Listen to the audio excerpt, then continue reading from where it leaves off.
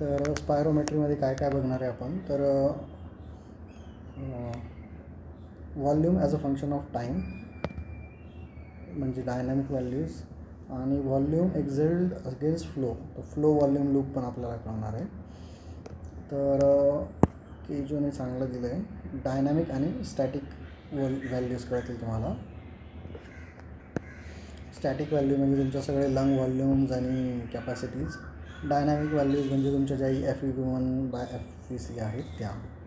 मग त्याच्यानुसार आपण क्लासिफाय करू शकतो डिसिजन्स.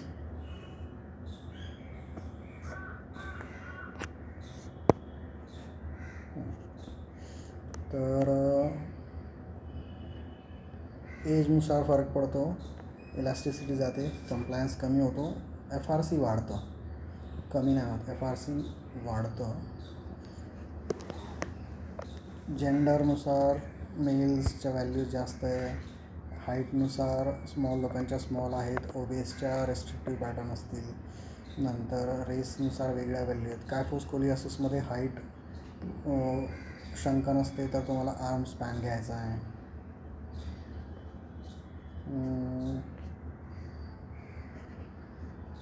स्टॅटिक व्हॅल्यू तुम्हाला इलॅस्टन्स दाखवतील, डायनॅमिक व्हॅल्यूज तुम्हाला एअरवेचा रेझिस्टन्स दाखवतील.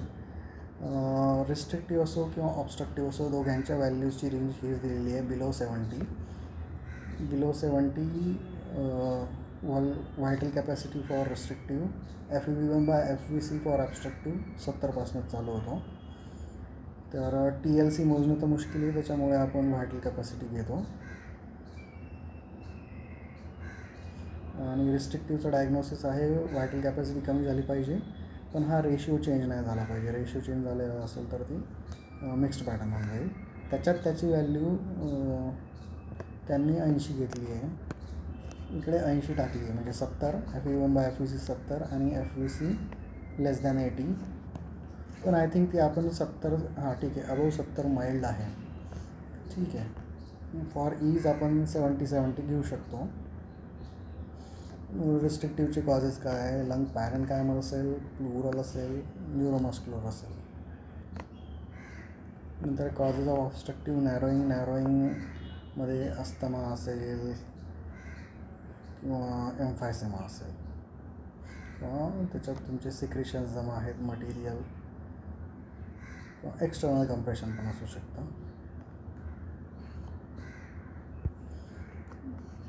तर हे ऑब्स्ट्रक्टिव्ह लंग डिसीजचे आहेत, COPDचे नाही आहेत, अमेरिकन थोरॅसिक सोसायटीचे आहेत values.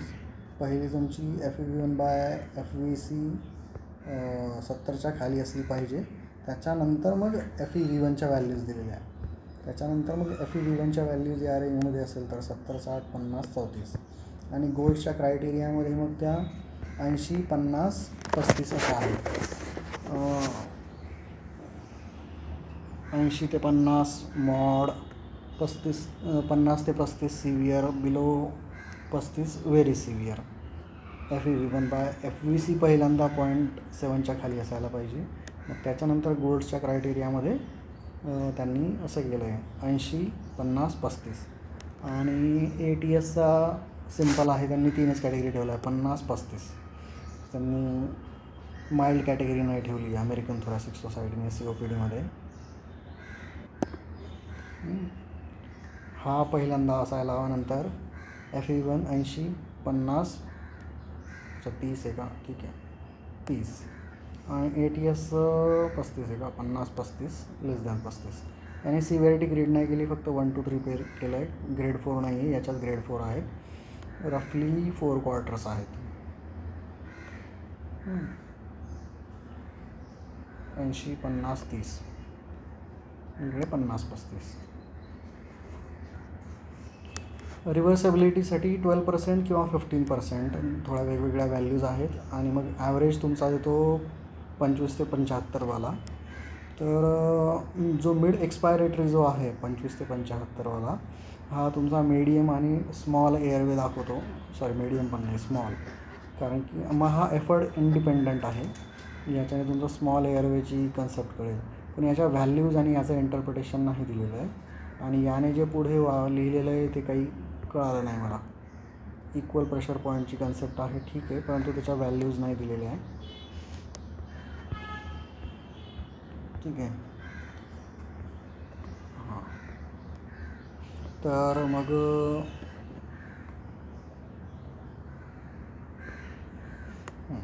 Maximum voluntary ventilation 15 second मोजतो, मग त्याचं 4 पट करतो आपण.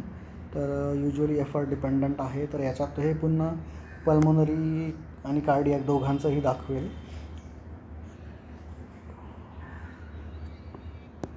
मॅक्झिमम ब्रिदिंग कॅपॅसिटीच्या 3 to 4 times peak expiratory flow असतो. FEV1च्या 35 टाईम मॅक्सिमम ब्रिदिंग कॅपॅसिटी असते. मॅक्सिमम ब्रिदिंग कॅपॅसिटीवर मॅक्सिमम युनिट व्हेंटिलेशन. युजली हे 150च्या वर असायला पाहिजे नॉर्मल माणसाचा, किंवा कमीत कमी 100 तरी असायला हवं. आणि 30 × 4. नाही, ठीक आहे, याच्यातनं काही व्हॅल्यूज कळण्यासारखं नाही आहे. मोजण्याचं काय, मग रेसिड्युअल व्हॉल्यूम तुम्हाला फक्त मोजता येत नाही, कारण की तो बाहेर येत नाही. तर तो तुम्हाला ओपन मेथडमध्ये नायट्रोजन वॉशआउटने करता येईल आणि हेलियममध्ये क्लोज सर्किट्सने करता येईल. याच्यात तुम्हाला 100% O2 दिल्यानंतर मग इन्क्रिमेंटली नायट्रोजन किती कमी होतं ते मोजतील. याच्यात तुमचं हेलियम देऊन क्लोज सर्किटमध्ये मोजतील ते. हे पण एक आहे बॉडी प्लिथिस्मोग्राफी. बॉईल्स लॉने कळतं. प्रेशर व्हॉल्यूम इन्व्हर्सली हे आहेत एका क्लोज चेंबरमध्ये तुम्हाला टाकतात. नंतर व्हायटल कॅपॅसिटी आपण बघितलं, आयडियल एका माणसाची 100 असते. टायडल व्हॉल्यूम 10 असतो, तर त्याच्या 10 पट टायडल व्हॉल्यूमच्या, म्हणजे 100 तुमची व्हायटल कॅपॅसिटी असते, पण 70 पकडतात ते.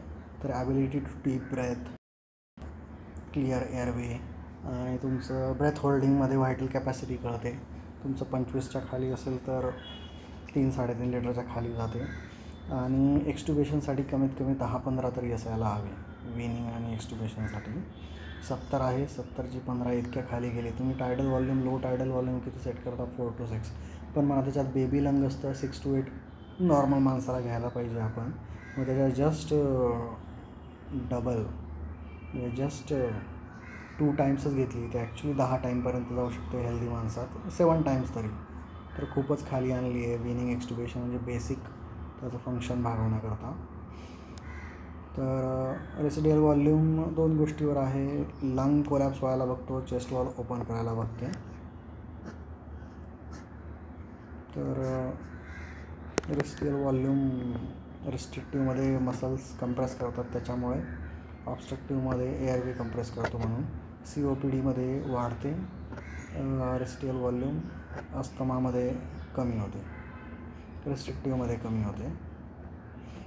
सिग्निफिकन्स ऑफ FRC तुमचं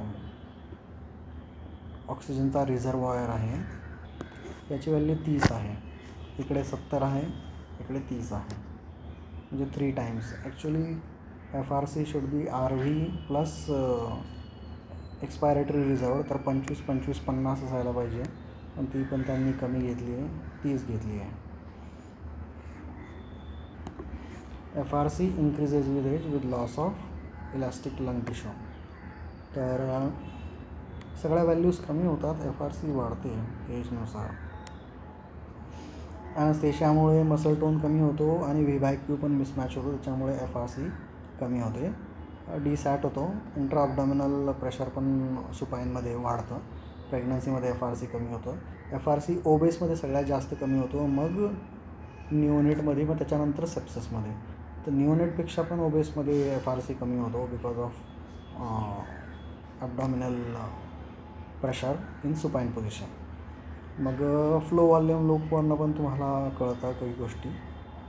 हे एक इंटरेस्टिंग वाटलं, हे विसरण्याचं आहे. स्लो व्हायटल कॅपॅसिटी ही आपली फोर्स्ड व्हायटल कॅपॅसिटी आहे, तर ही नॉन फोर्स्ड, याला स्लो म्हटलं आहे त्याने.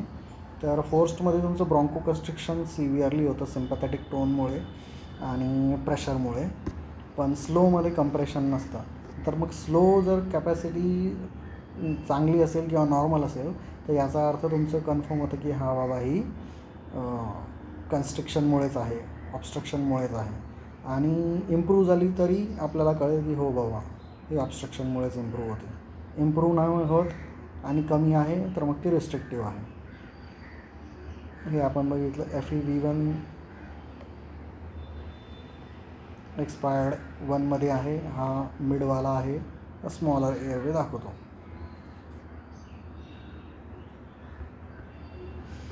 फ्लो वॉल्यूम लूपमध्ये तर इंट्राथोरॅसिक, एक्स्ट्राथोरॅसिक, व्हेरिएबल आणि फिक्स्ड याच्यानुसार त्याच्या व्हॅल्यूज चेंज होतील. तर बघा, ग्राफ्स बघून घ्या आधी इझी. तर हा जो आहे हा फिक्स्ड अप्पर एअरवे ऑब्स्ट्रक्शन आहे. हा एक्सपिरेशन इन्स्पिरेशन दोघांमध्ये ऑब्स्ट्रक्ट करतो, त्याच्यामुळे हा रेक्टँग्युलर होऊन जाईल. नंतर हा जो व्हेरिएबल एक्स्ट्रा थोरासिक आहे हा फक्त इन्स्पिरेशनला कमी करेल. एक्सपिरेशन तर तुमचं पॉझिटिव्ह प्रेशर असतो तर त्याला तो दूर सारून घेईल. इन्स्पिरेशनमध्ये हा कोलॅप्स होईल, त्याच्यामुळे कमी होतं. तर याच्यात आणि हा इंट्राथोरॅसिक आहे. इंट्राथोरॅसिकमध्ये व्हेरिएबल आहे, त्याच्यामुळे हा एक व्हेरिएबल जे येते एकाच लूपमध्ये दाखवतील, दुसऱ्या साईडला नाही दाखवणार. इंट्राथोरॅसिक एक्सपिरेशनमध्येच कळेल, कारण की हा फंडा आहे याच्यात की जे इनसाईड जे आहे थोरॅक्समध्ये हे अल्वेओलससारखे बिहेव करतात. निगेटिव्ह प्रेशर होतं तेव्हा डायलेट होतात, पॉझिटिव्ह प्रेशर आलं तेव्हा कोलॅप्स होतात. आउटसाईड जे थोरॅक्स आहे हे अपोजिट टू अल्वेओलस बिहेव करतात. निगेटिव्ह प्रेशरमध्ये कोलॅप्स होतात, पॉझिटिव्ह प्रेशरमध्ये डायलेट होतात. तर फिक्स्ड अप्पर एअरवेचे काय आहे स्क्वेअर करणारे, ट्रॅकियल स्टेनोसिस असेल, बायलॅटरल वोकल कॉर्ड असेल, single vocal cord palsy variable behave करतो. नंतर गॉयटर असेल, इक्वल रिडक्शन करतो, रेक्टँगल बनवतो. दोघी मॅक्सिमम जे आहेत ते इक्वल होतात. व्हेरिएबल एक्स्ट्रा थोरॅसिकमध्ये तुमचं ट्रॅकिओमलेसिया आलं तर हे इन्स्पिरेशनमध्येच तुम्हाला निगेटिव्ह प्रेशरमुळे कोलॅप्स होईल. Single vocal cord paralyse passively move होते. इन्स्पिरेशनमध्ये ती इंड्रॉ होते, एक्सपिरेशनमध्ये पॉझिटिव्ह फ्लो असल्यामुळे दूर जाते ती.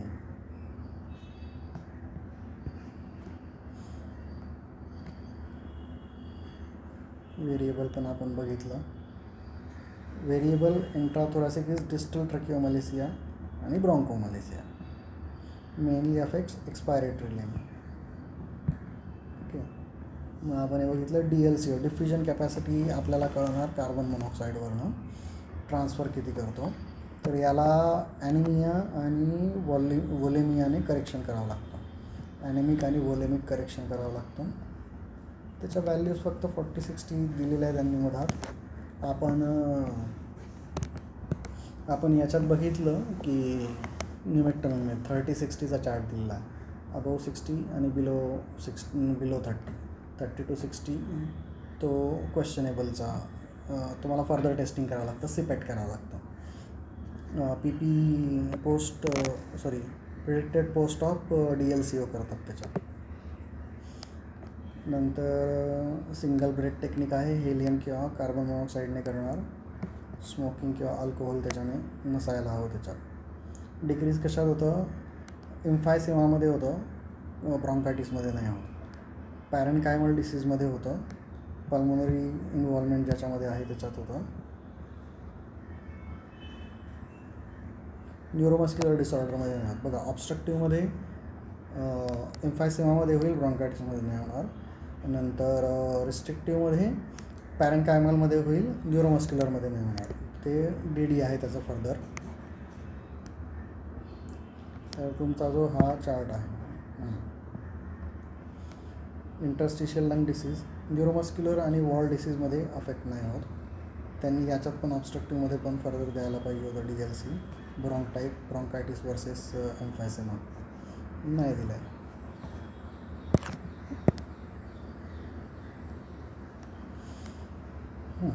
तर रिस्ट्रिक्टिव्ह पॅटर्न समजा TB आहे तर त्याच्यात काय करू शकतो आपण, ब्रिदिंग एक्सरसाइजेस, फिजिओथेरपी करू शकतो, काउन्सिल करू शकतो फॉर पोस्ट ऑफ कॉम्प्लिकेशन आणि व्हेंटिलेशनसाठी. नंतर ऑब्स्ट्रक्टिव्हमध्ये रिव्हर्सेबिलिटी पण असायला हवी, रेशो कमी असायला हवा. त्याच्यात काय काय उपाय आपल्याकडे, bronchodilator, steroids, physiotherapy, deep breathing exercises. नंतर डीप प्लेनमध्ये ठेवायचं त्याला, जेणेकरून ऑब्स्ट्रक्शन नाही होणार.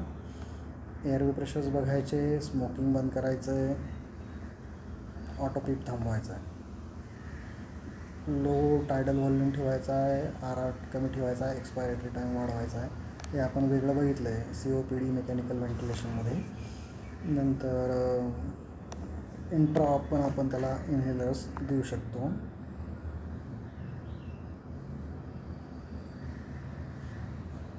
IVM आयनोफायलिन लास्ट ऑप्शन आहे त्याच्यात.